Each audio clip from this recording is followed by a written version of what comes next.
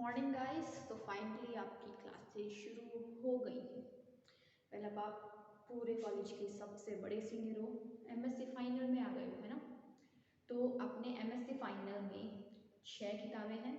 6 किताबों में जो लास्ट की 2 हैं जो हमारी स्पेशल सब्जेक्ट हैं वो आपको मैं कवर करवाऊंगी, ठीक है। तो हमारे उन दोनों किताबों के नाम है, फर्स्ट का नाम है ecology, ecosystem ecology.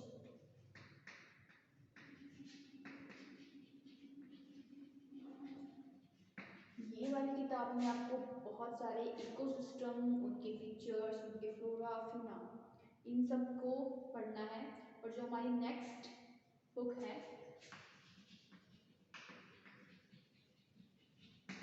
Environment biology, इसमें हम एनवायरमेंटल इश्यूज के बारे में पढ़ेंगे, ठीक है। तो ये जो हमारी बुक है इकोसिस्टम इकोलॉजी, तो देखिए सबसे पहले तो नाम से पता चल रहा है 2 वर्ड है, इकोसिस्टम एंड इकोलॉजी। तो सबसे पहले हम इस किताब के बेसिक से शुरू करते हैं। तो इकोलॉजी, इकोलॉजी 2 वर्ड से मिलकर बना है, ऑइकोस प्लस लोगस। ऑइकोस एक ग्रीक वर्ड है, ठीक है। इसका मतलब होता है हैबिटाट, और ये जो हमारा लोगस है इसका मतलब होता है टू स्टडी, मतलब अपने हैबिटाट या अपने आवास की पढ़ाई करना, स्टडी करना, क्या हो जाएगा हमारा इकोलॉजी। या फिर हम कहें कि किसी भी ऑर्गेनिज्म के उसके हैबिटाट के साथ जो कोरिलेशंस है उनकी स्टडी हमारी क्या हो जाएगी, इकोलॉजी।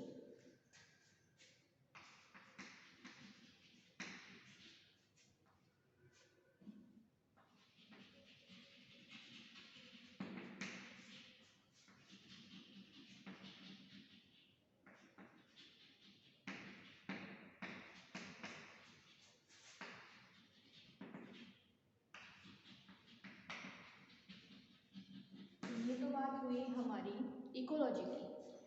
तो इकोलॉजी वर्ड वैसे राइटर ने दिया और कुछ कहते हैं कि ऑर्डर ने दिया, तो इससे हमें अभी कोई मतलब नहीं है। तो हमारा जो सेकंड वाला, सॉरी, हमारा जो फर्स्ट वाला वर्ड है इकोसिस्टम। इकोसिस्टम माने हम बायोटिक एबायोटिक फैक्टर को मिलाकर इकोसिस्टम बोलते हैं,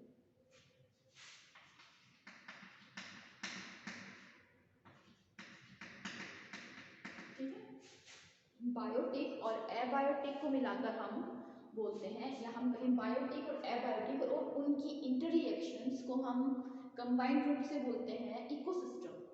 तो अब देखिए बायोटिक में हम ऑर्गेनिज्म को इंक्लूड कर लेते हैं, और वहीं एबायोटिक फैक्टर्स में हम इंक्लूड कर लेते हैं हमारे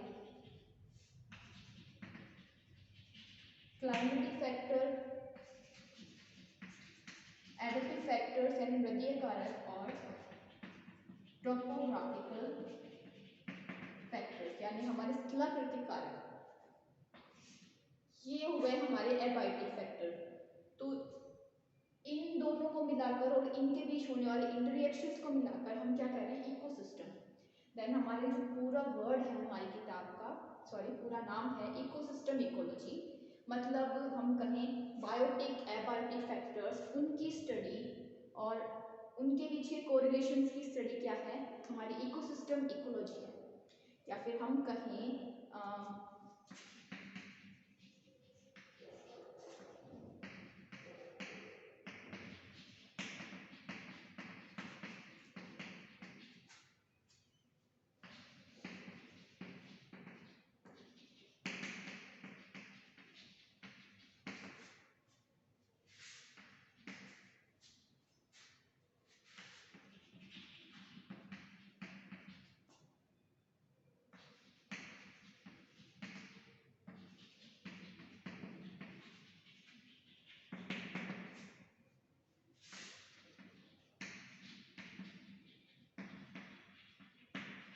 तो देखिए इकोसिस्टम इकोलॉजी साइंस की एक ब्रांच है जिसमें हम क्या करते हैं, बायोटिक एबायोटिक फैक्टर्स, उनके interaction to each other and to their environment की हम स्टडी करते हैं। तो वो होगी हमारी इकोसिस्टम इकोलॉजी।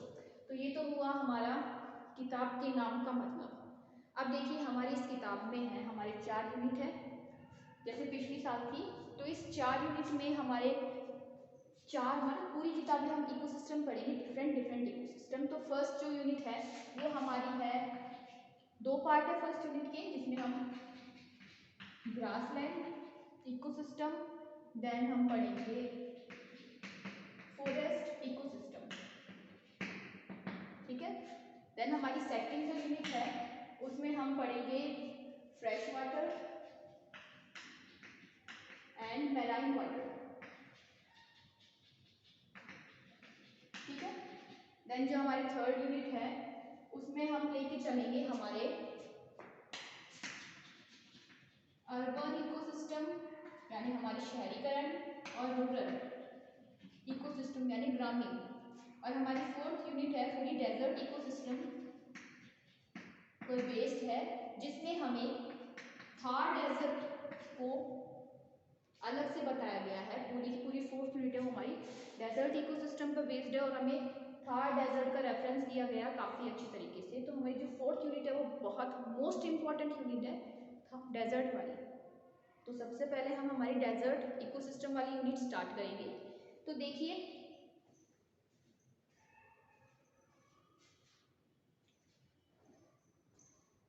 डेजर्ट मतलब वो जगह जहाँ पर ड्राई कंडीशन है, या हम कहें वाटर स्ट्रेस की कंडीशन है, अनफेवरेबल कंडीशन है प्लांट डेवलपमेंट और ग्रोथ के लिए, उस एरिया को हम कह देते हैं डेजर्ट। और ये डेजर्ट है ऑलमोस्ट हर महाद्वीप पर है, ये आप जानते हैं। अगर हम बात करें तो ऑस्ट्रेलिया है, वो तो ऑलमोस्ट पूरा का पूरा डेजर्टिक एरिया ही है, जहाँ पर ग्रेट विक्टोरिया डेजर्ट भी वहीं पर ही है। अफ्रीका में बात करें तो सहारा डेजर्ट आ जाता है। वहीं हमारे एशिया में बात करें तो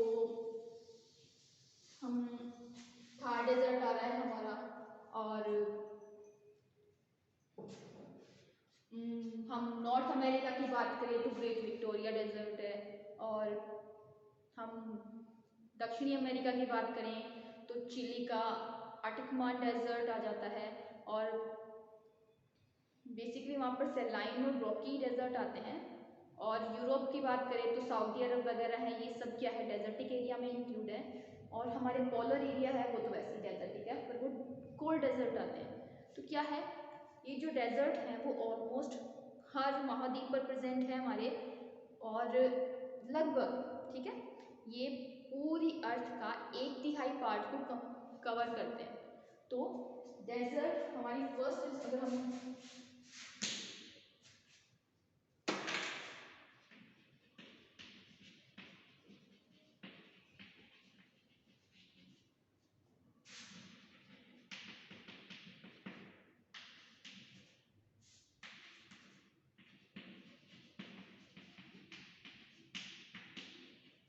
तो सबसे पहला हमारा फीचर हो जाएगा डेजर्ट इकोसिस्टम, डेजर्ट एरिया जहाँ पर वाटर स्ट्रेस हो, ड्राई कंडीशन और अनफेवरेबल कंडीशन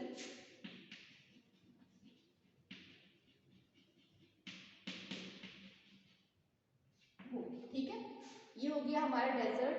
अब ये क्या है, सेकंड पॉइंट, ये हमारा टोटल अर्थ का 1/3 पार्ट कवर करता है, क्योंकि ये हर महाद्वीप पर है, हमारे हर कॉन्टिनेंट पर है। महाद्वीप यानी कॉन्टिनेंट, तो हमारी ये हर महाद्वीप पर प्रेजेंट है। अब देखिए 1/3 पार्ट को कवर कर रहा है। नेक्स्ट हम लेके चले तो यहाँ वेजिटेशन को ग्रो करने के लिए कंडीशन सही नहीं मिलती है, और क्योंकि यहाँ पर वाटर स्ट्रेस की कंडीशन मिलती है। अब हमारे डेजर्ट है वो 2 टाइप के हो गए, कोल्ड डेजर्ट और ड्राई डेजर्ट, यही बात हो गई। और इसके अलावा हम बात करें तो डेजर्ट का फॉर्मेशन ऐसे तो है नहीं कि ऊपर से टपक के पड़े डेजर्ट, ये तो है नहीं। ये क्या है ना, ये रिवर्स सक्सेशन की प्रोसेस होती है, ठीक है।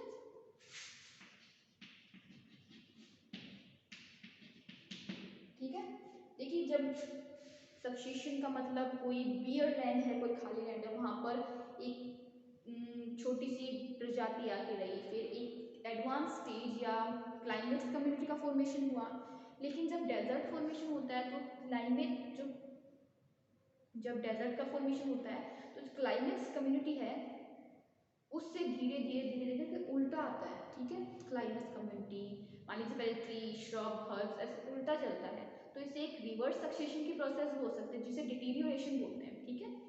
क्योंकि ये व्यतिक्रम सॉरी उल्टी चलती है, रिवर्स टाइप की होती है। और इसमें क्या होता है, तीन फैक्टर्स मान के चलिए आप, जो हमारे हमने एबायोटिक फैक्टर लिए थे तीन, वही तीन फैक्टर क्या है डेजर्ट के फॉर्मेशन के लिए रिस्पॉन्सिबल होता है। जब किसी भी जगह की क्लाइमेट कंडीशन में चेंज होती है, वहाँ की ट्रोपोग्राफिकल कंडीशन में चेंजेस होता है, या हम कहें कि वहाँ के एडेप्टिव फैक्टर या मृदीय कारक में कुछ चेंजमेंट होते हैं, रिवर्स चेंजमेंट होते हैं, तो क्या है वो धीरे धीरे करके ड्राई लैंड में कन्वर्ट होता जाता है, जिसे डिटीरियोरेशन बोलते हैं। तो इस डिटीरियोरेशन की प्रोसेस या डेजर्ट फॉर्मेशन की प्रोसेस होती है। अब हम बात करें तो हमने तीन फैक्टर्स का नाम लिया है। फर्स्ट हमारा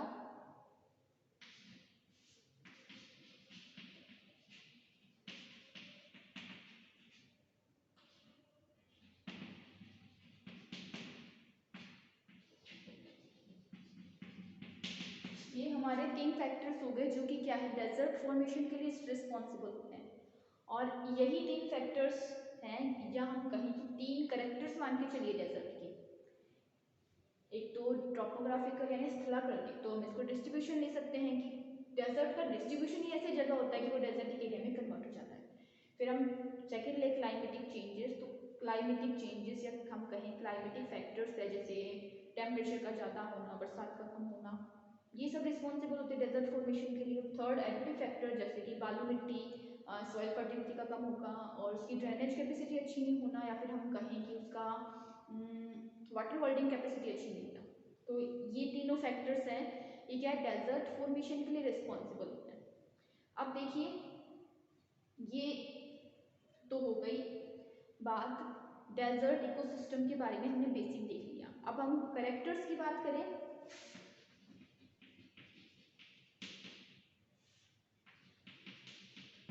तो करेक्टर्स में ये तीन करेक्टर्स ही आएंगे।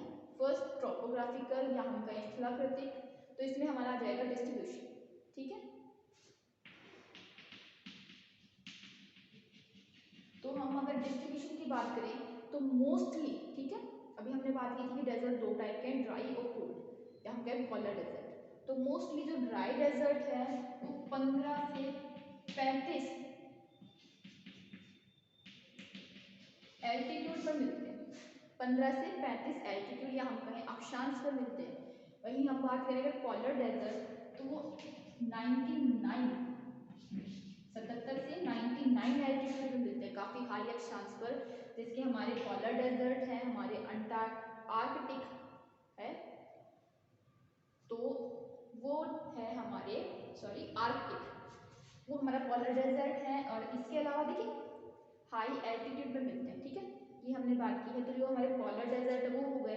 इसके अलावा अगर हम बात करें पॉलर डेजर्ट की, जो हमारे सब इतना जानते हैं कि इंडिया में एक डेजर्ट है थार डेजर्ट, ठीक है, जो कि क्या करता है हमारे राजस्थान के पार्ट को, थोड़ा सा गुजरात के पार्ट को और पाकिस्तान को कवर करता है, ठीक है। लेकिन इसके अलावा इंडिया में एक और डेजर्ट है पोलर डेजर्ट, या हम कहें ठंडा डेजर्ट, कोल्ड डेजर्ट। तो आपने काफ़ी बार उसका नाम भी सुना होगा, सियाचिन, हमारा सियाचिन बॉर्डर है, वो एक पोलर डेजर्ट है, ठीक है। तो सियाचिन हमारा कोल्ड डेजर्ट है, पोलर डेजर्ट नहीं कोल्ड डेजर्ट है। वहीं हमारा थार है, सहारा है, ग्रेट विक्टोरिया है और ऑस्ट्रेलिया वाला डेजर्ट है। इसके अलावा हम बात करें ये चिली वाला है, अटकमान, ये सब हैं। तो ये सब क्या है, ये ड्राई डेजर्ट में इंक्लूडेड होते हैं। अब देखिए ये जो डिस्ट्रीब्यूशन ऐसा है 15 से 35 या 77 से 99। तो देखिए ये जो ट्रोपोग्राफिकल फैक्टर्स है, देखिए मान लीजिए हमारे थार है, ये डेजर्ट, ठीक है, ये डेजर्ट है। तो इसमें देखिए हमारे थार डेजर्ट में बरसात नहीं होती, इसका एक मोस्ट इम्पॉर्टेंट कारण क्या है, अरावली। अरावली क्या है हमारे एकदम थोड़ा सा तिरछे टाइप में है राजस्थान में, तो जो भी बंगाल की खाड़ी से जो मॉनसून उठकर आता है ना, वो क्या होता है, अरावली के सहारे सहारे आगे निकल जाता है, वो उसके थार डेजर्ट की साइड में बरसात नहीं कर पाता है, तो क्या है, एनुअल रेनफॉल बहुत कम हो जाती है। तो ऐसे मान लीजिए डेजर्ट फॉर्मेशन में ट्रोपोग्राफिकल फैक्टर्स है, जैसे कि किसी पहाड़ का होना या रेन पैटर्न का होना, या फिर हम बात करें कि सिचुएशन ऐसी होना कि मतलब सैलिनिटी वगैरह इंक्रीज हो जाए, तो ऐसे ना कुछ फैक्टर्स होते हैं जिनकी वजह से क्या है, अच्छा खासा हरा भरा एरिया क्या होता है, डेजर्ट में कन्वर्ट हो जाता है। या तो कोई पहाड़ बीच में आ जाता है, या कोई पठार बीच में आ जाता है, या उनका जो रेन पैटर्न है वो डगमगा जाता है, तो उस टाइप से क्या होता है, डेजर्ट का फॉर्मेशन होता है। तो डिस्ट्रीब्यूशन की बात तो ये हो गई। नेक्स्ट हमारा आता है क्लाइमेट करेक्टर्स। देखिए सबसे क्लाइमेट करेक्टर्स में हम सबसे पहली बात करें तो हमारे प्रेसिपिटेशन आ जाएगी, यानी बरसात, यानी हम कहें रेनफॉल पैटर्न। तो रेनफॉल पैटर्न के हिसाब से पूरी अर्थ को या हम कहें पूरे लैंड को 4 पार्ट में डिवाइड किया गया है। सबसे पहले हमारे एवरग्रीन फॉरेस्ट, जहाँ पर क्या है पूरे साल भर रिमझिम चलता रहता है, तो वहाँ पर पेड़ पौधे बहुत ज़्यादा होते हैं, तो वहाँ पर 75 से 100 सेंटीमीटर के लगभग पूरी साल बरसात होती है। तो वो हो जाएंगे हमारे, मतलब पूरी साल बरसात हो रही है, बहुत ज़्यादा बरसात हो रही है, तो वो हमारे एवरग्रीन फॉरेस्ट टाइप के एरिया जाएंगे। उसके बाद हम बात करें तो टेम्परेट ट्रॉपिकल आ जाएंगे रीजन, जहाँ पर क्या है 50 से 75 सेंटीमीटर के बीच में बरसात होती है। इसके बाद में हम बात करें तो हमारा जो तीसरा टाइप है वो हमारे डेसिडुअस फॉरेस्ट आ जाएंगे, पर्णपाती टाइप की ट्री, जहाँ पर क्या है 25 से लेके 75 सेंटीमीटर तक बरसात होती है। ठीक है, तो वो क्या है स्पेसिफिक रीजन में मानसून सीजन में जम के बरसात हो जाती है, पूरे साल भर का काम चल जाता है। वहीं अगर हम डेजर्टिक एरिया की बात करें तो क्या है, वो साल के एक स्पेसिफिक महीने में भी होती है, तो वो नहीं हो तो ना, इस टाइप की होती है। तो हमारे डेजर्टिक एरिया में अगर प्रेसिपिटेशन की बात करें तो 0 से लेके 25 सेंटीमीटर होती है। ठीक है, या फिर हम कहें 250 बरसात होती है पूरे साल भर में। और अगर हमारे थार की बात करें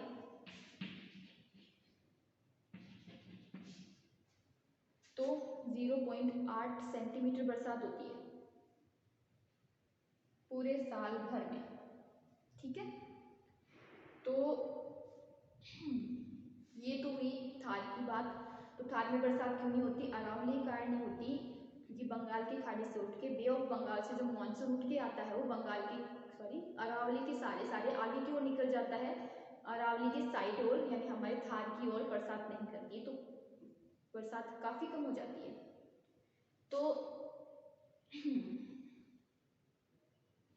ये तो हो गई प्रेसिपिटेशन की बात। नेक्स्ट हम लेके चलते तो टेम्परेचर लेके चल सकते हैं। ठीक है,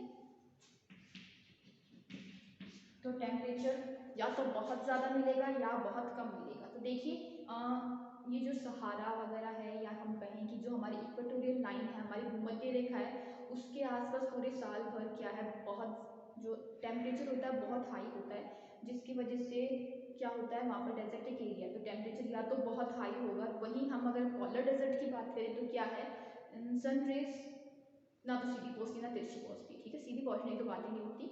तो वहाँ पर क्या है टेम्परेचर बहुत कम होता है, माइनस से भी कम, मतलब 0 से भी बहुत कम नीचे टेम्परेचर चल जाता है, जिसकी वजह से क्या है जो हमारा पानी है वो बर्फ़ में कन्वर्ट हो जाता है। तो वहाँ पर क्या है बड़े बड़े आइस मिलती है, हम कहीं ग्लेशियर्स मिलते हैं, बर्फ़ के पहाड़ मिलते हैं। तो टेम्परेचर या तो बहुत हाई होगा या बहुत कम होगा। तो आप जानते हैं हमारे राजस्थान में, हमारे डेजर्टिक एरिया में गर्मियों में टेम्परेचर 45 से आसपास चला जाता है। वहीं अगर हम रात की बात करें तो टेम्परेचर बहुत ज़्यादा कम हो जाता है, क्योंकि इसके लिए सॉइल जिम्मेदार होती है, क्योंकि हमारी जो जो बालू मिट्टी होती है, जो हमारी डेजर्टिक सॉइल होती है, सैंडी सॉइल होती है, वो क्या करती है, वो बहुत जल्दी गर्म हो जाती है, उतनी जल्दी ठंडी भी हो जाती है। तो दिन में टेम्परेचर बहुत हाई रहता है, रात को टेम्परेचर बहुत कम हो जाता है। तो ये हुई हमारी टेम्परेचर की बात। नेक्स्ट अगर हम लेके चलें तो हमारा आ जाएगा स्नोफॉल। तो स्नोफॉल में क्या होता है, ये स्नोफॉल स्पेसिफिक टाइप की प्रेसिपिटेशन होती है, जो कि क्या होती है सिर्फ पोलर डेजर्ट में होती है। बहुत कम टेम्परेचर के कारण जो पानी होता है वो बर्फ में कन्वर्ट हो जाता है, वो स्नोफॉल के रूप में गिरता है। गया हमारा नेक्स्ट। इसके बाद हम बात करें तो हमारी पॉइंट्स आ जाती है। तो आप जानते हैं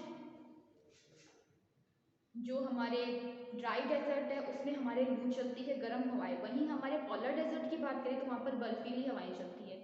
तो ये जो वाइन है इनकी मील्स में होती है 7.1 माइल्स पर आवर की स्पीड से इनकी स्पीड होती है, मतलब इतनी स्पीड से ये हवा चलती है, ये वाइन का फ्लो इतना तेज होता है, जिसकी वजह से क्या है, ये जो डेजर्ट में जो हवाएं चलती हैं उनकी स्पीड मील्स में होती है।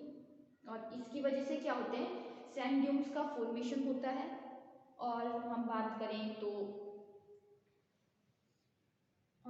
ये भी एक फैक्टर है जो डेजर्ट फॉर्मेशन के लिए रिस्पॉन्सिबल होता है। उसके बाद हमारी आती है स्पेसिफिक डेजर्ट फ्लड। तो डेजर्ट फ्लड की अगर हम बात करें तो डेजर्ट फ्लड एक मान लीजिए डेजर्ट का एक स्पेसिफिक फीचर होता है। नॉर्मली डेजर्टिक सॉइल की वाटर होल्डिंग कैपेसिटी बिल्कुल अच्छी नहीं होती है, ड्रेनेज सिस्टम भी बिल्कुल अच्छा नहीं होता है, ठीक है। ऊपर से साल भर में बरसात इतनी कम होती है कि उन्हें सोखने की जरूरत ही नहीं पड़ती, मतलब मेहनत ही नहीं करनी पड़ती, वो अपने आप ही चला जाता है। तो ये जो डेजर्ट फ्लड है ये नॉर्मल फ्लड से कहीं ज़्यादा खतरनाक होती है। ये क्या करती है, देखिए आपको एग्जांपल दूँ तो 2015 में चिली में एक डेजर्टिक फ्लड आई थी अटकमान डेजर्ट में, ठीक है। उसके अंदर क्या हुआ, नॉर्मली वहाँ 1 इंच से भी कम बरसात होती है, लेकिन 2015 की शुरुआत में ही, फरवरी का महीना होगा लगभग, तो वहाँ पर क्या है, 2 घंटे में इतनी बरसात हुई कि वहाँ पर फ्लड आ गई, लगभग 25 से 30 लोग मारे गए। और वहीं हम बात करें तो अमेरिका की डेथ वैली एक नेशनल पार्क है, वहाँ पर भी एक डेजर्ट फ्लड देखी गई थी, जिसमें भी जो वहाँ काफ़ी लोगों को काफ़ी जान माल का नुकसान हुआ था, क्योंकि डेथ वैली एक नेशनल पार्क है, एक टूरिज्म प्लेस है, ठीक है। तो क्या है ना, डेजर्ट फ्लड में क्या होती है, नॉर्मल हमारे जो डेजर्टिक एरिया में क्या होता है, ये बरसात वगैरह तो होती नहीं है, बहुत कम बारिश होती है, लेकिन जब डेजर्ट फ्लड आती है तो अचानक से क्या होता है, कुछ ही देर में इतनी ज़्यादा बरसात हो जाती है कि फ्लड आ जाती है। 2 घंटे, सिर्फ 2 घंटे में अटकमान डेजर्ट में फ्लड आ गया था, ठीक है, जिसमें कई लोग मारे गए थे। तो ये डेजर्ट फ्लड क्या होता है, कई टाइम हम कहें नॉर्मल घटना नहीं है, ये कभी कभी होती है।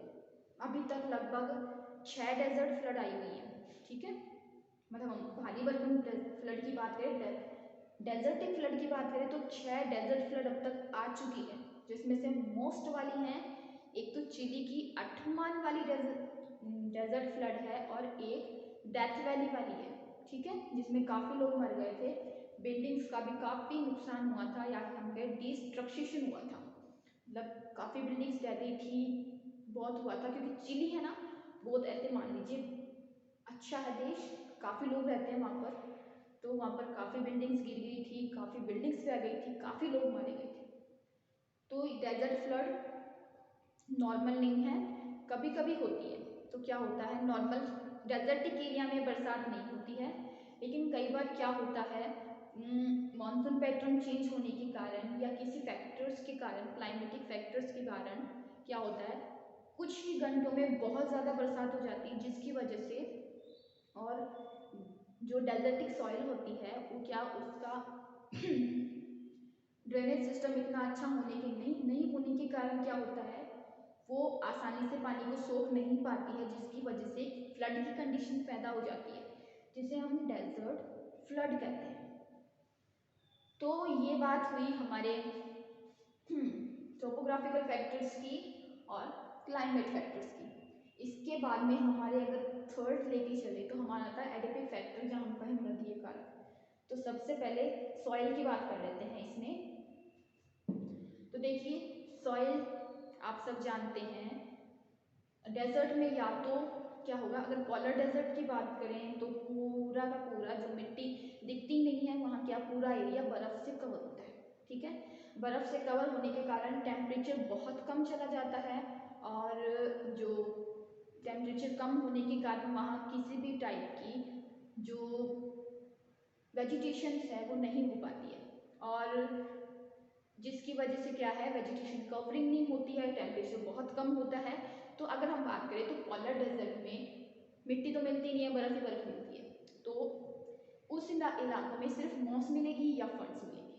वैसे तो हम, ये हो गई पोलर डेजर्ट की बात कि वहाँ पर पूरा जो एरिया है वो बर्फ़ से कवर रहता है। वहीं हम बात करें हमारे ड्राई डेजर्ट की, तो या तो वहाँ पर रॉकी, ठीक है, रॉकी डेजर्ट है, माउंटेन एरिया में डेजर्ट है, सैंडी सॉइल्स मिलेंगी, क्ले मिलेगी, ग्रेवल्स मिलेंगी, ठीक है। तो इनमें क्या है, सॉइल की फर्टिलिटी बहुत कम होती है, सॉइल की जो हम बात करें मिनरल्स वो भी बहुत कम मिलते हैं, ह्यूमस मिलती नहीं है, टेम्परेचर इतना हाई होता है, और ड्रेनेज सिस्टम अच्छा होता नहीं है, और हम बात करें फर्टिलिटी होती नहीं है। तो ये एडिपिक फैक्टर्स में इंक्लूड होते हैं, जिसके बारे में हम नेक्स्ट लेक्चर में अच्छी तरह से करेंगे।